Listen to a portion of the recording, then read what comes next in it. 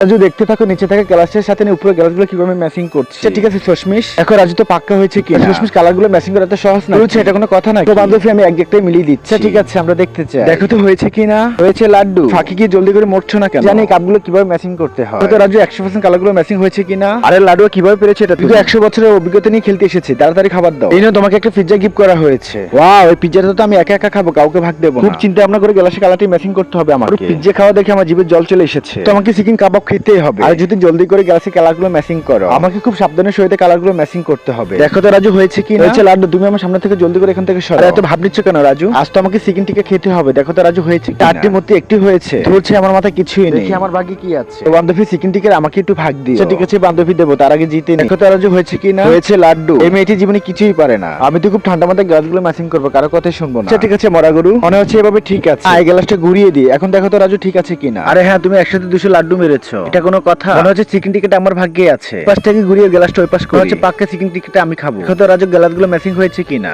আরে বাহ সুন্দরী, তুমি অনেক সুন্দর করে ম্যাচিং করেছো। সত্যি আমি বিশ্বাস করতে পারছি না। তাহলে আমাকে এই পাশেরটা দাও। সুন্দর, এই হচ্ছে একটা সিল, এই সিলে লেখা আছে লক্ষ টাকার একটা আইফোন। হে আল্লাহ, এই জান্নাতি পাথর দেখে যে শেয়ার করে দিবে তাকে মরার আগে একবার হলেও মক্কা হজ করার তৌফিক দান করুন।